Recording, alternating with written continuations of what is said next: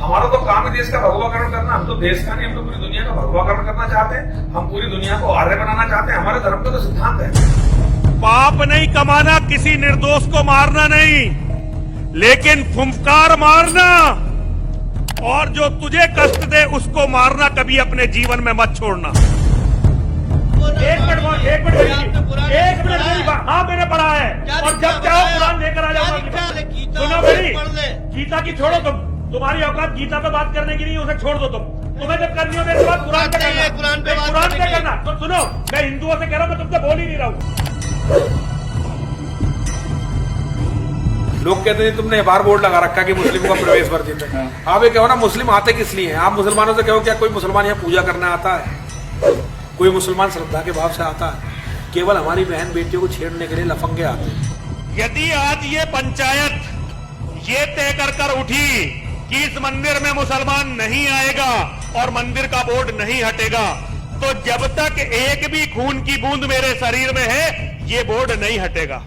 दुनिया में कुछ भी तुम्हारे धर्म से बड़ा नहीं हो सकता। जो लोग कहते हैं कि ये चीज धर्म से बड़ी, वो चीज धर्म से बड़ी, वो लोग केवल उन चीजों के दलाल हैं और उनके नाम पर अपना कुछ फायदा ढूंढना चाहते हैं। जिन लोगों ने धर्म को बड़ा माना उनके आज 56 देश हैं। जिन्होंने अपने कुरान पर चले तो 56 देश हैं। ईसाइयों ने अपने धर्म को बड़ा माना, आज उनके 70 से ज्यादा देश हैं। इस देश की आबादी आधिकारिक रूप से एक बार 30% मुस्लिम हो गई, उस देश में केवल 25 साल के अंदर मुसलमान फिर किसी को भी जीवित नहीं छोड़ते। ये दुनिया का इतिहास है। आप मिस्र को देख लीजिए, आप लेबनान को देख लीजिए, आप सीरिया को देख लीजिए, जॉर्डन को देख लीजिए।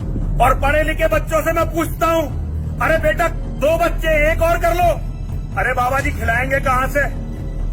मैं हिंदुओं से कहना चाहता हूँ, दिखावे के भंडारे बंद करके पहले अपने घर के बच्चों से कहो कि तुम 2-3 बच्चे और करो, पेट हम भरेंगे।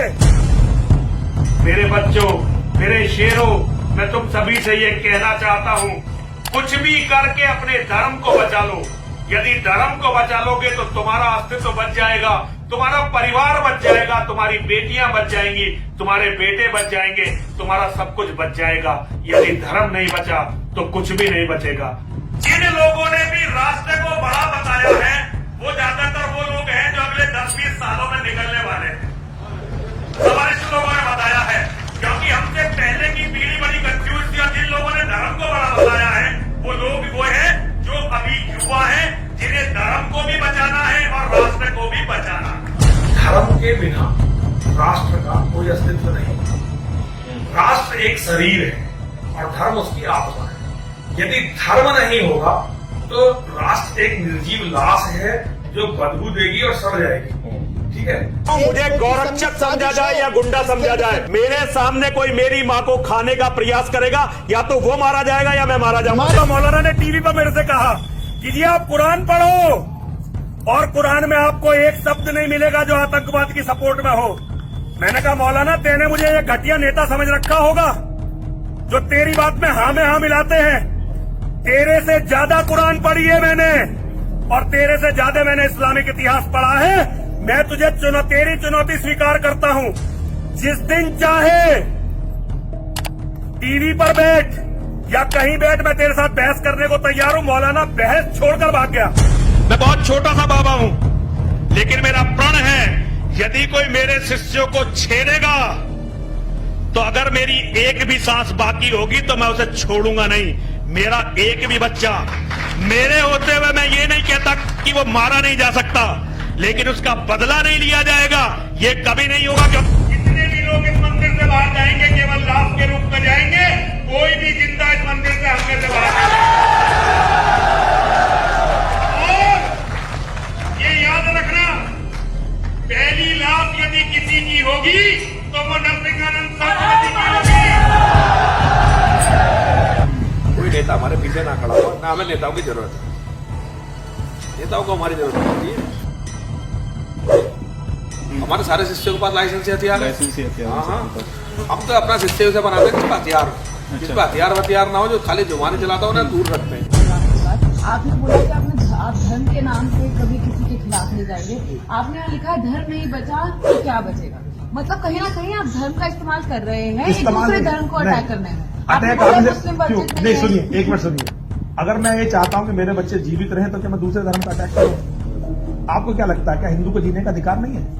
क्या मैं हिंदू के घर में पैदा हुआ तो इसलिए मुझे जीने का अधिकार नहीं है? मेरी बेटी को जीने का अधिकार नहीं है? उन यजीदियों का क्या दोष था जिनकी लड़कियों की मंडी लगा दी गई?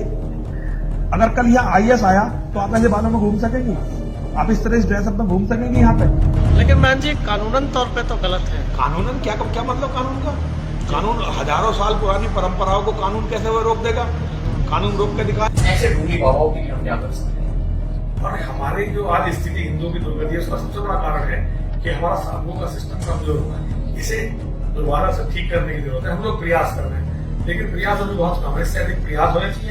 हम लोग बहुत जल्दी इसके लिए जो है एक नीति, एक दंड संहिता बनाने वाले हैं कि भाई साधु कौन हो और साधु कौन ना हो। हमने इसके लिए शंकराचार्य जी से भी कहा है। और आपके जैसे ऊर्जावान युवा जो है, देखिए ये तो है कि हम लोग कभी मार्गदर्शक हुआ करते थे, लेकिन आज युवा हमें मार्ग दिखाएंगे। जब आपके जैसे ऊर्जावान लड़के धर्म की सेवा में, धर्म की रक्षा के लिए आते हैं। सारी दुनिया जानती है माँ ने मुझे पैसा नहीं दिया, माँ ने मुझे बहुत कुछ दिया, लेकिन डासना मंदिर को पैसा नहीं दिया। डासना मंदिर की अपनी व्यवस्थाएं भी रोज मांग कर चलती हैं। यदि डासना मंदिर में पैसा होता तो केवल भारत में नहीं पूरी धरती का हर हिंदू सुरक्षित हो।